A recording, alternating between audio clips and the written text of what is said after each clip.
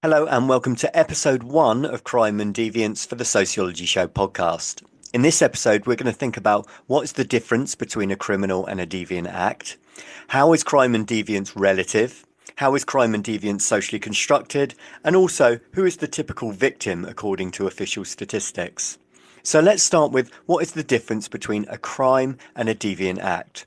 Well, a crime is defined as something that breaks the law, and as such may follow criminal proceedings such as a police caution, court proceedings, and for serious offences, prison. Different societies have different laws, and therefore crime can be seen as fluid and relative as a concept. Examples of crimes in the UK are theft, murder, or rape.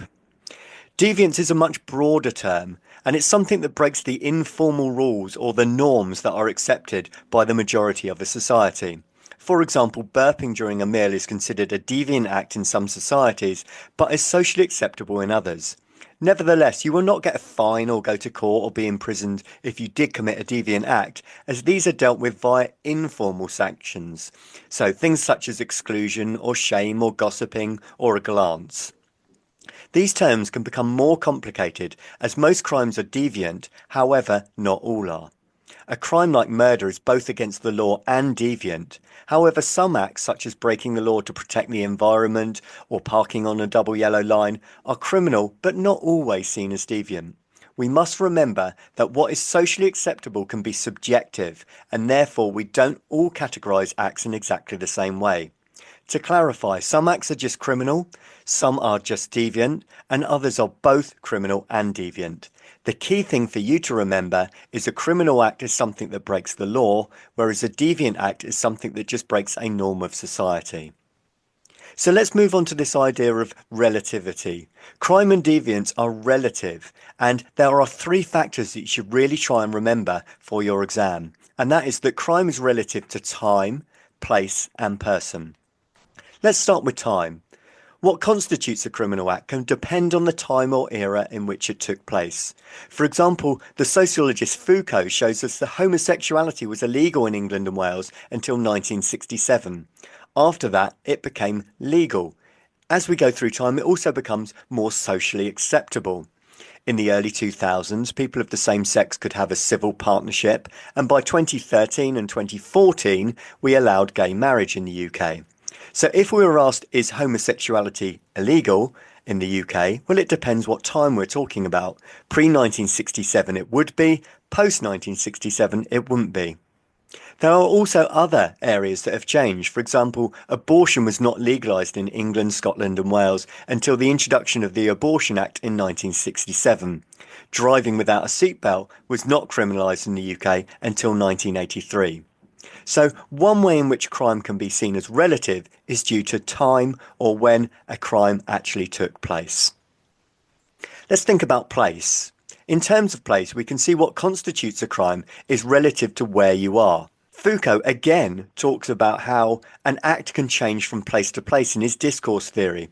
For example, having sex under the age of 16 in Britain is a criminal offence, whereas in Germany and Italy the age of consent is 14. So having sex at the age of 15 is a criminal act in some places, but not in others. In Saudi Arabia, homosexual or extramarital sexual relations, including adultery, are illegal and can be subject to severe penalties. It's also illegal to be transgender in Saudi Arabia. In addition, it could also be unacceptable for men to wear shorts in public. In regard to deviance, it could be deviant in the UK to be naked on the street, but not in your own home. Therefore, the place in which the act takes place plays a significant role in classifying what is and what isn't deviant or criminal. Then we have the person that actually commits the act. In terms of person, what is deemed a crime may depend on who you are. For example, drinking alcohol is illegal for under 16s in the UK, yet adults are allowed to drink as much as they want. Therefore, it is relative to a person's age or status. Interactionists such as Ciccarel are interested in how the status of a person may affect their chances of being labelled as a criminal. For example, he found that working class youths were more likely to get a criminal record than middle class youths because of police expectations, regardless of the fact that they were both doing the same types of crimes or activities.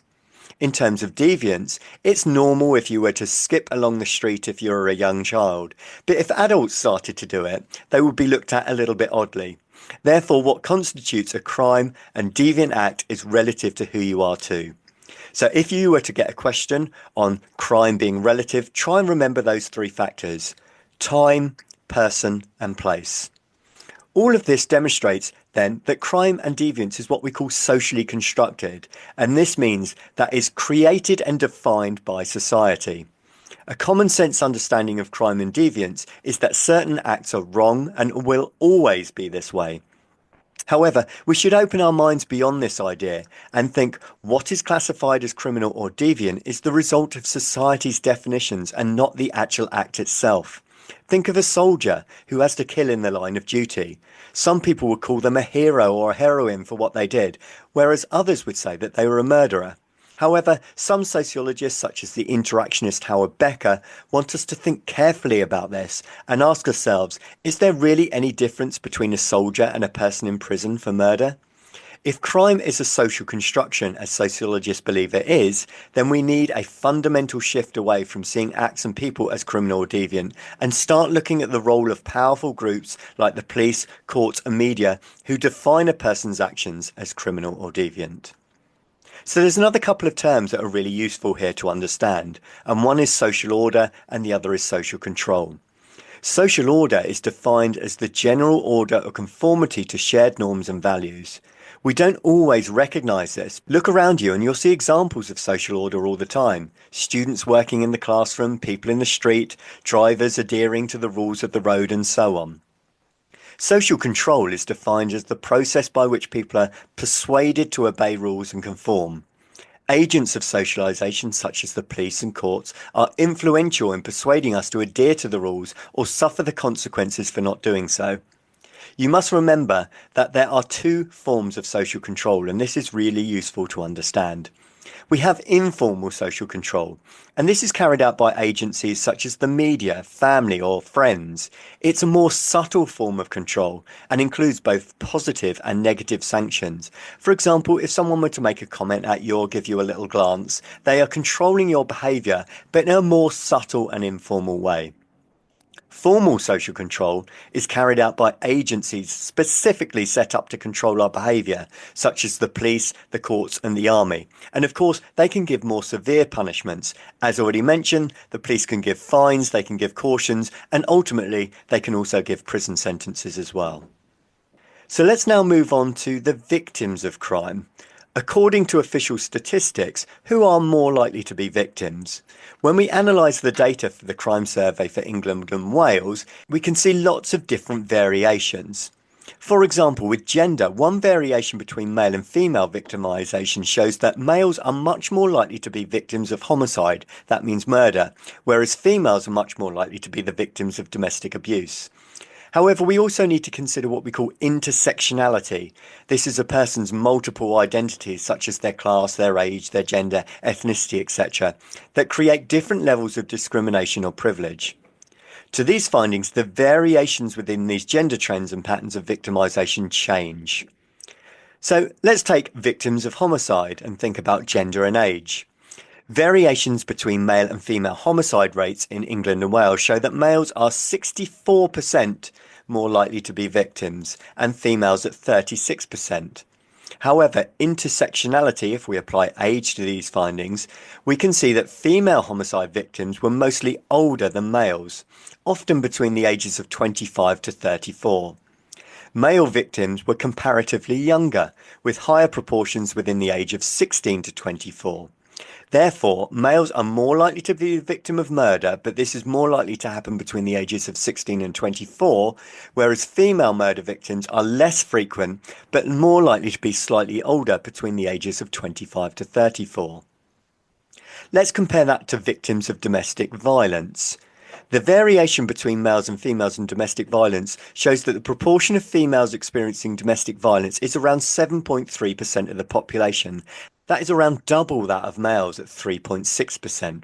It is therefore clear that females experience domestic violence more than males. However, with intersectionality, there seems to be clear variations within these statistics based on age and social class. Women aged 20 to 24 years were significantly more likely to be victims of any domestic abuse in the last 12 months than women in any other age group. Therefore, younger females are statistically more likely to experience domestic violence. When we look at social class, females with a lower household income were around 21% of all domestic violence victims. More middle class women were around 12.5%, and with high income around 4%. These figures show us that age and social class are very important factors, and this intersectionality gives us a better understanding of patterns and trends of domestic violence among female victims. So for yourself, it's really important, if you are giving examples in relation to gender, to remember that men are more likely to be victims of being attacked or being a victim of homicide, whereas females are more likely to be a victim of domestic violence. Let's think about some statistics in terms of victimisation and ethnicity. First of all, we have what's called interracial crime rates. This is between different racial or ethnic groups. These statistics show us that people of mixed ethnicity are more likely to be the victim of crime. In 2020, the figure for ethnic groups and victimisation were mixed 20%, Asian 15%, black groups 14% and white 13%.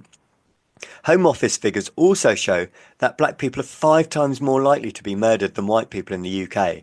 That's clear evidence of interracial victimisation. We also have what's called intra-racial crime rates. This is within racial or ethnic groups. And these statistics show us that the most violent crime is interracial. That means black on black or white on white, etc. Home Office intra-racial figures show that 1/3 of gun murder victims and suspects were black. So all of these figures show us there are clear variations between different social groups, i.e. males are more likely to be victims of murder, females are more likely to be victims of domestic violence, mixed ethnicity groups are more likely to be the victims of crime in general.